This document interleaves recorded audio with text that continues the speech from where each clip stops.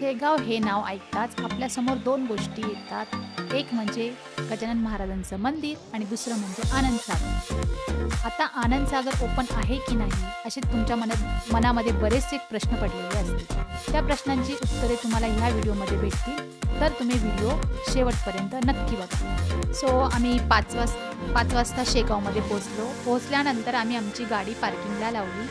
आम्ही आनंद विहारमध्ये रूम आम्हाला भेटली नाही, त्यामुळे आम्ही आता दुसऱ्या हॉटेलमध्येच रूम घेतलेली आहे. तिथे फ्रेश होऊन आता आम्ही मंदिरात जात आहोत. मंदिरात जाण्याचा मार्ग आम्हाला माहीत नव्हता, पण आम्ही आनंद विहारच्याच गेटमधून निघालो आणि तिथूनच आम्ही मंदिरात जायला निघालो. आनंद विहारच्या गेटमधून ज्यावेळेस आम्ही बाहेर आलो त्यावेळेस आम्हाला असे कळले की आपण बाहेरून पण मंदिरात जाऊ शकतो. तरी चाललं असतं.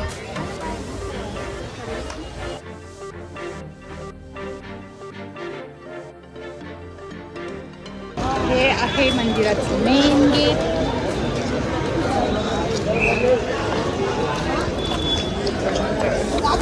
सो इथूनच आम्ही मंदिरात गेलो. मंदिरात गेल्यानंतर आम्हाला अगोदर चप्पल स्टँड बघायची होती, कारण की आम्हाला चप्पल ठेवायची होती. चप्पल ठेवण्यासाठी आम्ही चप्पल स्टँडवर गेल्यावर त्यांनी आम्हाला एक कुपन दिले आणि आम्ही ते कुपन घेऊन चप्पल तिथे ठेवले आणि आता आम्ही मंदिरात चाललो आहे.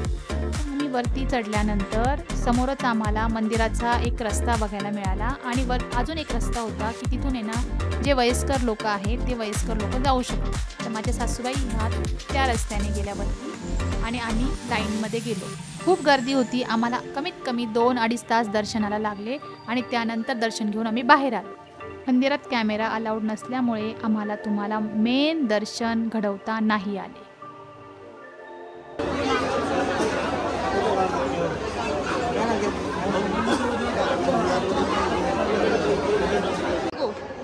आता आम्ही चप्पल स्टँडच्या इथे आलेलो आहे.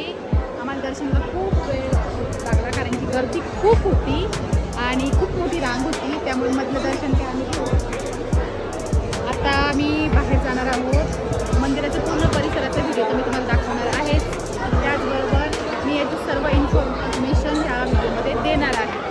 गो. हाय फ्रेंड, आज आहे संडे आणि संडे स्पेशल ब्लॉगमध्ये आम्ही आहे गजानन महाराजांच्या दर्शनासाठी शेगावला आणि आत्ता आम्ही जाणार आहोत आनंदसागर.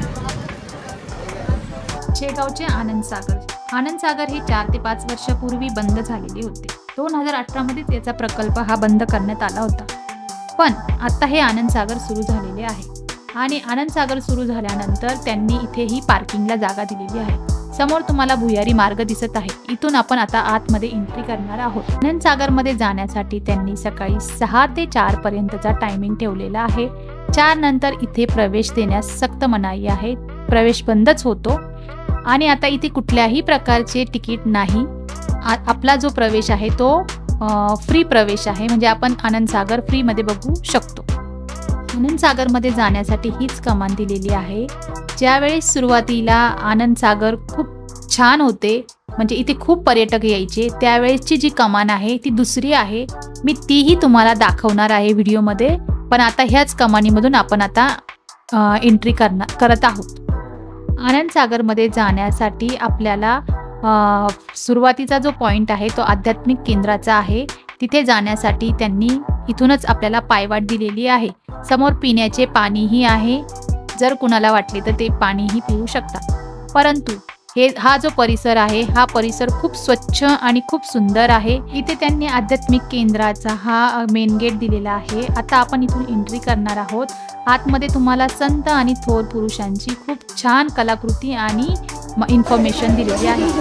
जहाँ पर बुद्धि विचार का अंत होता है वहीं से अध्यात्म का आरंभ होता है. तर सर्व नाती तुटली तरी जन्मदात्या आईचे नाते कधीच तुटू देऊ नका.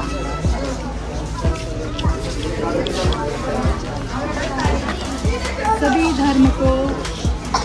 धर्म को अच्छा देखो, उसमें जो अच्छा है उसका सत्वांश ग्रहण करो.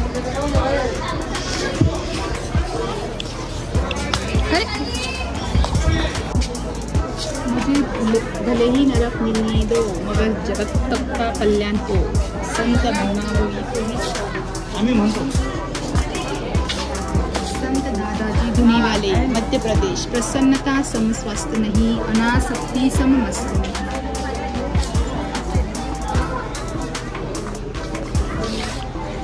पत्नी घर की लक्ष्मी है, जिस घर में यह लक्ष्मी आनंद में रहती है वहाँ सभी ऐश्वर्य इकट्ठा हो जाते हैं। श्री संत तिरुवल्लमवर, तमिलनाडु।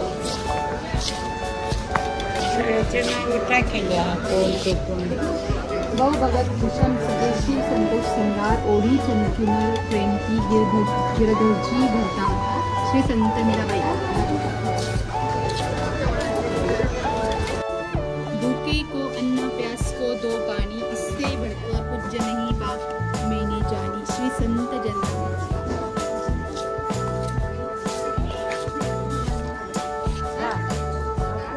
सत्यवादी मनुष्य माता की तरह विश्वसनीय जनताओं के लिए गुरु तरुण पूज्य और स्वजन की भांति सबको प्रिय होता है। श्री भगवान महावीर। गोधन राजखन बाजीधन और रतन धन खान, जब आवे संतोष धन, सब धन धुरी समान। संत तुलसीदास।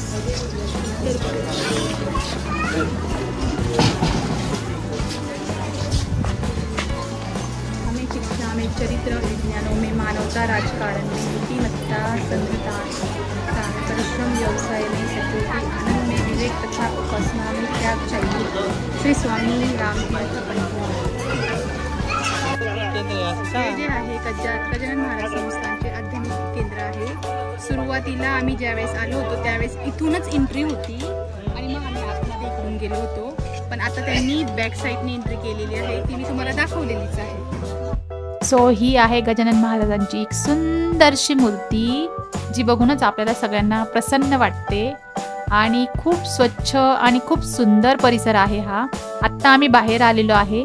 बाहेर आल्यानंतर तुम्हाला इथे 2 मंदिरं बघायला मिळतील। एक आहे शंकराचं मंदिर आणि दुसरं आहे गणपतीचं मंदिर।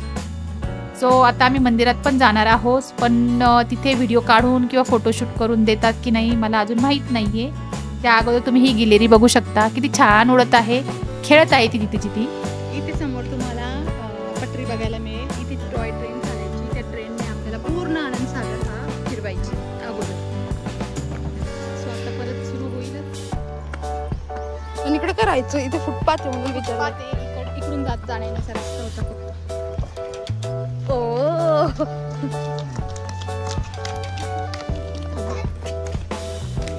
समोरच तुम्हाला हा रस्ता जो बघायला मिळतो आहे तो जाणार आहे शंकर भगवानाच्या मंदिराकडे आणि समोरच ते मंदिर आहे आणि एका साईडला सगळं कन्स्ट्रक्शनचं काम चालू आहे। भविष्यामध्ये जर इन केस कधी कन्स्ट्रक्शनचं काम पूर्ण झालं तर आनंद सागर हे पूर्वीसारखं होऊ शकतं आणि तिथे खूप साऱ्या ॲक्टिव्हिटीज आणि लहान मुलांना खेळणी वगैरे हे सगळं बघायला मिळू शकते।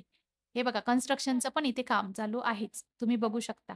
नाही, सगळे गार्डन होतात आणि इथे ना हे आपलं काय म्हणतात रोपवे झालं, हे सगळं होतं, ते आता नाही। ॲक्टिव्हिटीज होत्या हो खूप साऱ्या, इवन हे सुद्धा होतं, काय माहिती का सगळे काय काय असतं, आपण पाळणा वगैरे सगळं काय काय असतं, हां ते सगळं। सो हे समोर तुम्हाला शिवालयातील मूर्तीचे मंदिर आहे। फोटो काढण्यास सक्त मनाई बोलले दादा। इथल्या सेवेकरांच्या माहितीप्रमाणे आनंद सागरमध्ये 500 वर्कर काम करत आहेत आणि त्याचप्रमाणे इथे आता जसं पहिल्यासारखं आनंद सागर मे बी तयार होण्याची शक्यता आहे। मुलांसाठी टॉय ट्रेन वगैरे सर्वच काही चालू होईल। हा आहे माझा व्हिडिओ। जर सपोज तुम्हाला हा व्हिडिओ आवडला असेल तर प्लीज त्याला लाईक, शेअर आणि सबस्क्राईब करा।